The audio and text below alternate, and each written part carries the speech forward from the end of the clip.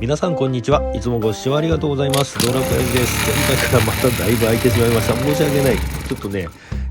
お仕事の方が忙しすぎちゃってね、もう動画の編集が全然できなかったんで、というわけでね、早速やっていきましょう。前回ね、燃料コックの方、これのね、燃料漏れということでね、パッキン変えたんですけど、パッキンではなかったという、ダイヤフラムの方から漏れてしまっていたということでね、今回やっていきます。というわけで注文した、不圧コックですね、これが早速到着したのでやっていきたいんですが、これね、タンクとコックをこう、つける時に入ってる目の形をしたパッキン、これがねぺっちゃんこに潰れてて、ここから実は燃料漏れしてたんで、前回パッキンを交換した古いコックの方からちょっと移植して、これは前回新しく開けたんでね、全然元気なやつなんで、それをつけたらそこからの燃料漏れもなくなりました。でこのうさんくさいコックなんですけどもね、こいつがねいろいろなね悪さをするというか、こいつが悪いんじゃなくてね、ちょっとねあるんですよ。それの原因が分からずに今本当にね悪戦苦闘してるところですね。で先に不圧をつけて、とりあえず燃料が出るかのチェックなんですよね。なんですがこれなぜか燃料出ません。で最初不圧のホースを疑ってたんですよ。なんですがね、不圧のホースの方は全く問題なかったんです、結論から言うと。当然なんですがね、燃料ちょびっとしか入れてないんで、リザーブの位置でテストはしてたんですよ。でオンの位置にしたら多少垂れてきたんですよね、今みたいに。なのでね、これ生きてんだろうとコックは正常だろうと、もうここで思い込んじゃったんですよね。もうね本当にね、もうここの時点でもうパニクってます。もうコックをこのオンにすると微妙に垂れてくるんですよね。っていうのはコックをつけた時にちょこっとだけ燃料足したんですよ。そしたらあんまり入れてなかったんですけども、ちょうど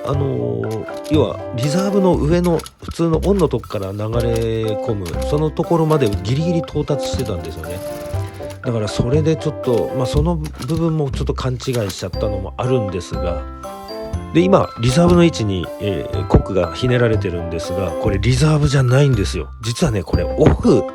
のはずなんですよね。刻印間違ってるんですよ。でここでも厄介なのが、オンに今したんですけども、オンでこう揺らしてる時にそこから燃料流れちゃったんですよね。それで垂れてもいないのにエンジンがかかっちゃったんでね、も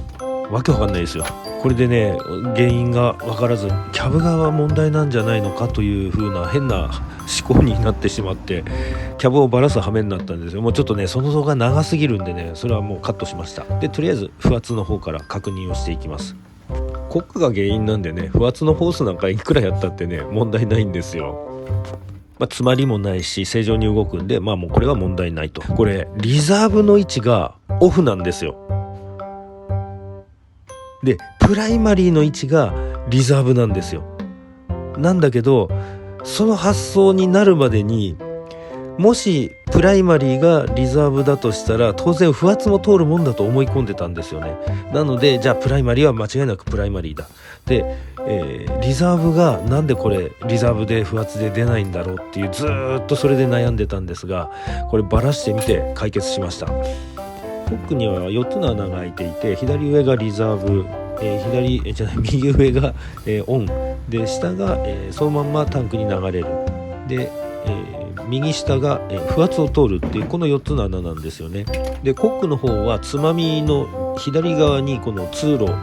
燃料をこの、選択する通路が開いてて、プライマリーに合わせると左上と左下がつながって、オンにすると右上と右下で、リザーブの位置に持ってくるとなぜか上の2つがつながる、上の右左がつながってしまうという。ということはリザーブでは流れないってことになっちゃうんですよ。そうなんです。リザーブじゃなくてこれオフでしょみたいな騙されたというわけで、せっかく組み付けたのにまたバラして、これ不圧壊れたのかなということで、ちょっと不圧のインフレーターじゃないや、ダイヤフラム、これの確認をするんですが、これ形が似てるから同じダイヤフラムかなと思って、実は交換しようと思ったんですよ、古いのと。なんですが形全く違うインフレーターじゃないや、もうダイヤフラムなんでね、交換できなかったんですけども、こうやって息吹いた結果、普通に正常にパクパクという音が聞こえたので、正常に動いてるのではないのかなと。なんですがね、だからそれをね本当にリザーブで当然通るわけがないんですよね。リザーブがオフになっちゃってんだから、ももう分かんなかったけど、この時点では分からなかったんですけども、ここは正常だということで、まさかなと思ってコックを開けて考えたんですよ、しばらくの間。そしたらね、これリザーブの位置って上しか繋がんないよなっていうことが判明したんですよね。でこの汚い、さっきから出てる私のお手製の汚い図で本当申し訳ないんですけども、こういった結論に至ったという。でも答えが出ちゃうとね、あとは簡単ですよね。もうコックはこういうものなんだということで、リザーブではなくオフで、プライマリーがもう本当リザーブ扱いにしといて、あとオンともうプライマリーのみっていうような形だと、じゃあ不圧コックいらないじゃんみたいな。オンの時はね、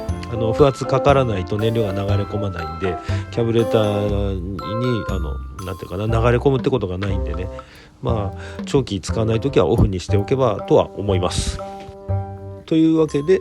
刻印が間違ってたのがそもそもなんですが、ただただ道楽親父の勘違い本当ね、勘違いでここまで時間がかかってしまったという、もうね本当にね、もう本当簡単にパッパッパって組み立てて終わりだったんですよね。もうこいつですよ、犯人ね。それがねこんな時間かかってしまったという。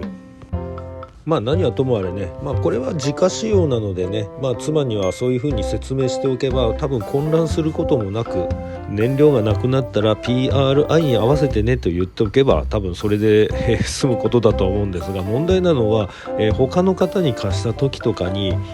プライマリーだと流れっぱなしになっちゃうからリザーブだろうっつったら全く流れなくなるっていうのがちょっと怖いんですよね。だからそのリザーブっていう文字をもうなんていうのかな、グラインダーで削ってマジックでオンと書くか、オンじゃないやオフと書くか、もう消しちゃったまんまにするか、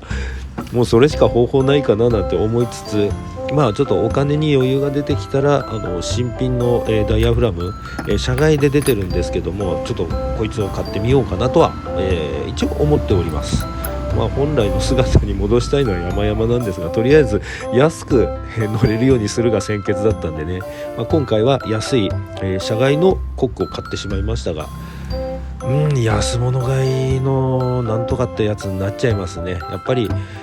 純正出てないのがいけないんですけどもね、純正パーツを使ったやっぱり、補修の方がいいのかなと感じてしまう、今回の作業でした。その問題の燃料コックなんですが、構成しているパーツがそんなに多くないので簡単に組み付けることもできるんで、すぐ元には戻りました。で使い方さえ間違えなきゃ大丈夫だろうということで、これをもう本体、タンクの方に組み付けていっちゃいます。